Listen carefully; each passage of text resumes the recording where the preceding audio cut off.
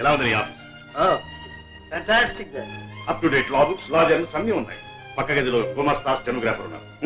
Come on, take your seat. Come on, my boy, sit down. Thank you. Grand. ఇన్నాళ్ళకి నా ఊళ్ళకి ఒక రూపం వచ్చింది. ప్రసాద్, అక్కడ గోవిందరావు గారు అంటారు పిల్లలు. నువ్వు మొట్టమొదటిసారిగా టేకప్ చేయవలసిన కేసు కూడా రెడీగా ఉంది. నీ ప్రతిభ చూపించడానికి, నా ప్రతిష్టకి నిలబెట్టడానికి అది బెస్ట్ కేసు. నమస్తే. నమస్తే నమస్తే. రెడీ కూర్చో. సిడా మా అబ్బాయి శ్రీధర్. నమస్తే. మీరు గోవిందరావు గారు మనకు కావలసిన వాడు. ఇన్కమ్ ట్యాక్స్ తెలిసి కొన్ని కోట్లు ఉన్నాయి, తెలియకుండా ఎన్ని కోట్లు ఉన్నాయో వారికి తెలియదు. నువ్వు టేకప్ చేయబోయే కేసు వీరిదే. ఏ మీ కేసు ఏమిటి? వీడు మా అబ్బాయి రాజా సార్. నిజానికి వాడు వాళ్ళ అమ్మని నేను తిడితేనే ఓర్చుకోలేడు. అలాంటి వీడు తను అనుభవించి మోసం చేశాడని ఓ అమ్మాయి వీడి మీద కేసు పెట్టింది. నిజానికి అదొక బ్రోతల్ సార్. డబ్బున్న వాళ్ళ అబ్బాయి కదా అని ఇలాంటి పన్నాగం పన్నింది. అవును సార్, పేద విద్యార్థులంటే నాకు జాలి సార్. చిరిగిపోయిన అమ్మాయి బట్టలు చూసి జాలిపడి ఆ అమ్మాయి స్కూల్ ఫీజు కూడా కట్టేవాడిని సార్. నా అమ్మాయికత్వాన్ని చూసి నా మీద అభండం వేసింది సార్. సార్, నా ఆస్తి మొత్తం అమ్మాయికి ఇవ్వడానికైనా సిద్ధమే, కానీ నేను ఈ అభండాన్ని మాత్రం మోయలేను సార్. ఈ రోజుల్లో మామూలు అయిపోయిన శ్రీధర్. కోటీశ్వరుడు తెలిసి కొన్నాళ్ళు వెంటబడ్డం, కలిసి తిరగటం, కొన్ని లక్షలైనా రాకపోతాయని దురాశతో ఇలాంటి కేసులు బలాయించడం. ఈ దరిద్రులకు ఒక ఆట అయిపోయింది. ఆటగా సార్, ఇదొక వ్యాపారం అయిపోయింది. పాపం పూర్ టీచర్స్, వాళ్ళని చూస్తే జాలేస్తుంది సార్. Nothing doing. అలాంటి వాళ్ళకి ఒకసారి గట్టిగా బుద్ధి చెప్పాలి. Sridhar, this is sheer blackmailing. ఉన్న వాళ్ళని వెన్నుపోటు పొడిచే ప్రయత్నం. You must not allow it. Okay, Daddy. I will take up this case as a challenge. Very good, very good. Come on, put the table. Come on. బాబు, హారతి తీసుకో బాబు. బాబు, మొదటిసారి కోర్టుకి వెళ్తున్నా. మొట్టమొదటి కేసు వాదించబోతున్నా. అవును, ఈ మొదటి కేసే గెలవాలని బ్లస్ చేయి. గెలవాల్సింది కేసు కాదు బాబు, న్యాయం. న్యాయమే గెలవాలని, నా బిడ్డ న్యాయాన్ని గెలిపించాలని నా ఆశయం, ఆశీస్సులు.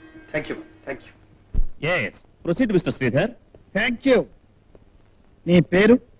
Saroja. Saroja. Miss Saroja, you are beautiful and lovable. I love you. I can't live without you. I will die for you. నువ్వు లేనిదే నేను బ్రతకలేను. కానీ నీ అందానికి ముగ్ధులై నిన్ను ప్రేమిస్తున్నానని నీ వెంటబడ్డ వాళ్ళు ఎవ్వరూ లేరా? చాలా మంది ఉన్నారు. వాళ్ళ మాటల్ని, వాళ్ళ ప్రేమను నువ్వు నమ్మలేదు, వాళ్ళతో చరువుగా తిరగలేదు, అవునా? అవును. వాళ్ళలో రాజా లాంటి వాడు, అంటే ఐ మీన్ అంత డబ్బున్నవాడు ఎవ్వడూ లేడా? లేరు. Mister justice, note this point. Miss Saroja, Raja కోటీశ్వరుడి కొడుకని నీకు తెలుసు. తెలుసు. అతని అంతస్తుకు నువ్వు ఏమాత్రం సరితూగవని కూడా నీకు తెలుసు. తెలుసు. అయినా అతను నిన్ను ప్రేమిస్తున్నాడని, పెళ్లి చేసుకుంటాడని నువ్వు నమ్మావు. నమ్మాను. పిచ్చిగా నమ్మాను. గుడ్డిగా నమ్మాను. కారణం? ప్రేమంటావు, పిచ్చంటావు. ఆల్ రైట్, మీరిద్దరూ ఆ ప్రేమతోనే పబ్లిక్ గా పగలనక రాత్రనక సినిమాలకు, హోటళ్లకు, పార్కులకు, క్లబ్లకు విచ్చలవిడిగా తిరిగారు, అవునా? అవును. Good good. మరి మీ ఇద్దరు వయసులో ఉన్నారు కదా, అంత ప్రేమగా, పిచ్చిగా, చనువుగా కలిసిమెలిసి తిరిగినప్పుడు మీరిద్దరూ ఒకరినొకరు ముట్టుకోలేదా? మీకెలాంటి ఆవేశము కలగలేదా? కమాన్, టెల్ మీ ట్రూత్. చెప్పలేవు, కానీ కోర్టులో అందరి ముందు రాజా నిన్ను రేప్ చేశాడని మాత్రం చెప్పగలవు. ఇది చెప్పలేవు.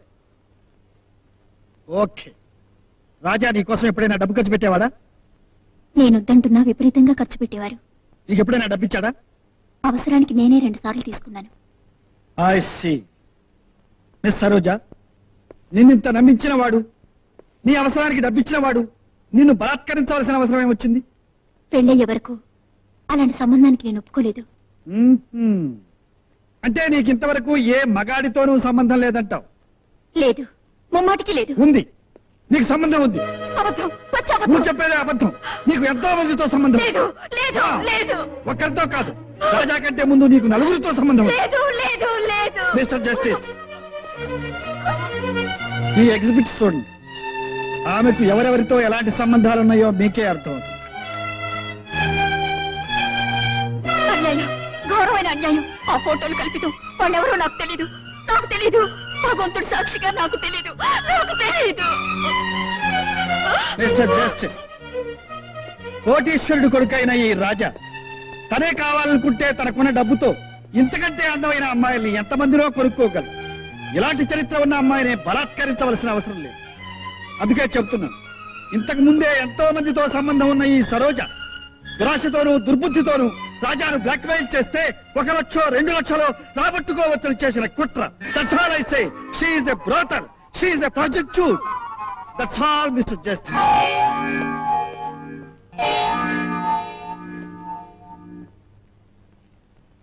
రాజా మిస్ సరోజను మానభంగం చేశాడని చేసిన ఆరోపణ అబద్ధమని కోర్టు వారు నమ్ముతున్నారు. మిస్ సరోజ అంతకు పూర్వమే చెడిపోయిందని రుజువైనందువల్ల ఈ కేసు కొట్టివేయడం జరిగింది.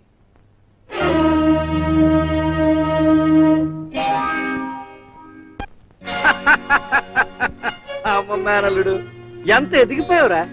చెప్తా, నువ్వు లాయర్గా ఉన్నంత కాలం న్యాయాన్ని జడ్జి కాదురా నేను నిర్ణయిస్తాను. చట్టాన్ని నువ్వు బేరం పెట్టు, ఆ చట్టాన్ని నేను కొనుగోలు చేస్తాను. నువ్వు ఎంత వాడమని తెలిస్తే న్యాయం ఎప్పుడో నా జేబులో ఉండేదిరా.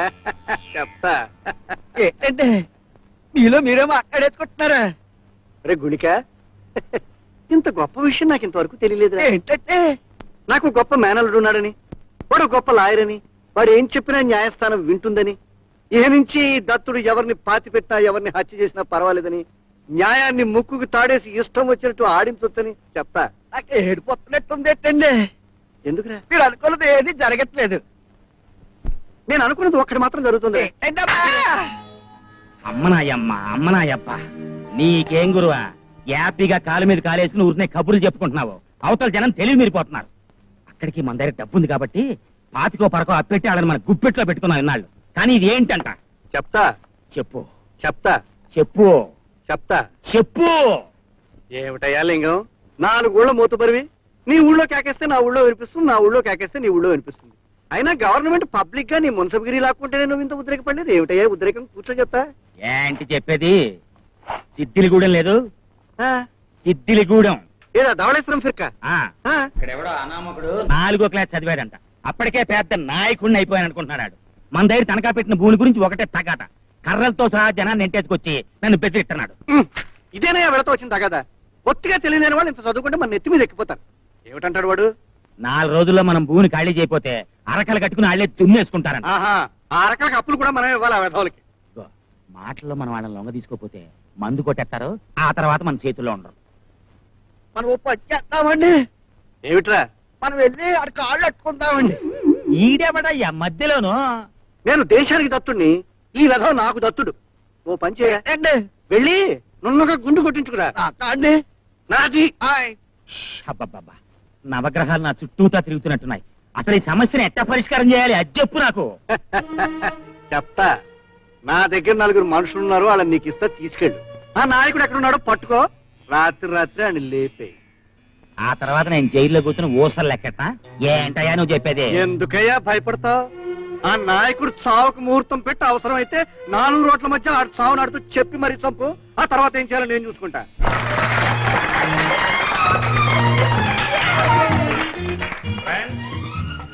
మా శ్రీధర్ తన తొలి కేసులోనే ఘన విజయం సాధించినందుకు బార్ అసోసియేషన్ సన్మానం చేసిందని మీ అందరికీ తెలుసు. అది నాకు చాలా గర్వకారణం. ఆ విజయాన్ని పురస్కరించుకుని ఇప్పుడు ఈ పార్టీ ఏర్పాటు చేశారు. Now, give him a big hand. మరొక్క మాట, మా శ్రీధర్ మీకు లాయర్ గానే తెలుసు. కానీ ఇంత ప్రతిభావంతుడైన లాయర్ లో ఒక అద్భుతమైన ఆధునిక కవి కూడా దాగి ఉన్నాడు. ఈ అద్భుతమైన కవి ఒక అద్భుతమైన గేయం రాశాడు. అది నేను విన్నాను. ఇప్పుడు మీరందరూ కూడా వినాలి.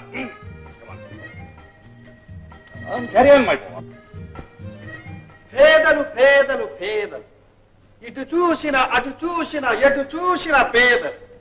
దేశమాత వదనంలో మాయని మత్సలు, సంఘానికి పట్టిన దీర్ఘ వ్యాధ, ఎన్నటికీ చిగురించని మూడులు, కలిగిన వారల కలకల చూచి కడుపు పండి ఏడ్చే ఏడ్పులు, పెరగలేని తమ బలహీనతను పరుల దోపిడిగా అరిచే అరుపులు, ప్రజాస్వామ్య పరిరక్షణకిచ్చిన ఓటును నోటుకు అమ్మే దరిద్రులు.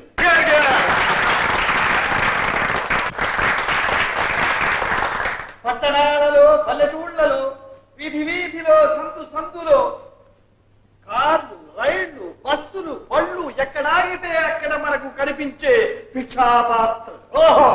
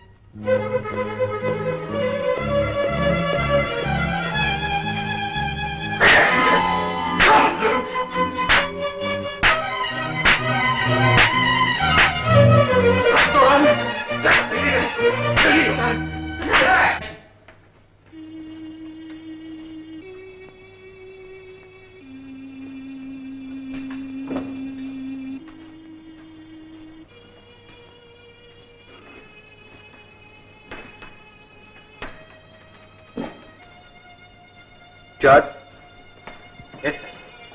మన డ్రైవర్ పేరు ఏమిటి? చిరంజీవి సార్. అతని అడ్రస్ ఎక్కడో తెలుసా? తెలుసు.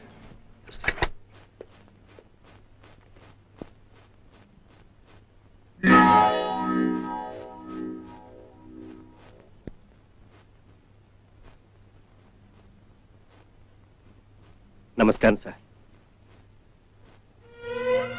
మీరు ఎందుకు వచ్చారో నాకు తెలుసు సార్. అంతమందిలో నేను ఎలా నవ్వడం తప్పే అయితే నన్ను క్షమించండి సార్. నేను క్షమాపణ కోసం రా. తప్పు నీలోనే, ఎక్కడో. అది నాలోనా, నా అజ్ఞాయంలో? లేనివాడి దురదృష్టంలోను, ఉన్నవాడి అదృష్టంలోను సార్. నేను ఉన్నవాడి నన్ను అహంకారంతో రాలేదు, నిజం తెలుసుకోవడానికి వచ్చాను. నిర్భయంగా చెప్పు. పేదవాళ్ళు ఎప్పుడూ పేదవాళ్ళుగానే ఉంటారు, వాళ్ళు ఎదగరు పెరగరు అని మీరు అన్నారు. ఎందరో మహారాజులు పేదవాళ్ళుగా మారిపోవటం, కొందరు పేదవాళ్ళు మహారాజులుగా మారటం మీ కళ్ళారా చూస్తూ కూడా మీరు అలా రాశారంటే నవ్వకేం చేయమంటారు? ఇప్పుడున్న మహారాజులందరూ ఒకప్పుడు పేదవాళ్ళనే సత్యాన్ని కూడా మీరు గుర్తించలేకపోయారంటే నవ్వకేం చేయమంటారు? పేదరికం అంటే ఏమిటో మీకు తెలియదు, అసలు జీవితం అంటే ఏమిటో మీకు తెలియదు సార్. మీరు ఊహించుకున్న ఈ దురభిప్రాయంతోనే మొన్న కోర్టులో మీకున్న తెలివితేటలన్నీ ఉపయోగించి వాదించి ఏ తల్లి కన్నబిడ్డను, పెళ్లి కావలసిన ఆడపిల్లను 10 మంది ముందు పతితా వ్యభిచారిని నిరూపించారు, చప్పట్లు కొట్టించుకున్నారు, పూలదండలు వేయించుకున్నారు. కానీ ఆ అమ్మాయి భవిష్యత్తు ఏమైపోతుందో ఒక్కసారి ఆలోచించారా? ఆ అమ్మాయి అలాంటిది కాదని మీకు తెలిసిన రోజున నాశనం అయిపోయిన ఆమె జీవితాన్ని మీరు బాగు చేయగలరా? వ్యభిచారిణి అని ఆమె కంటకట్టిన పట్టాన్ని మీకిచ్చిన బిరుదులతో తుడిచిపారేయగలరా? చేస్తా, తప్పకుండా చేస్తా. కానీ ఆ అమ్మాయి అలాంటిది కాదని నువ్వు రుజువు చేయగలవా? తప్పకుండా చేస్తాను. ఆ అమ్మాయి నీకు తెలుసా? ఆ అమ్మాయి నాకు తెలియదు, కానీ ఆ రాజా, ఆ లోఫర్, ఆ మదించి నాబోత నాకు బాగా తెలుసు. వాడు రోజు ఆడే ఆటలు నాకు తెలుసు, వాడు ఎప్పుడు ఎక్కడ ఏం చేస్తుంటాడో నాకు బాగా తెలుసు.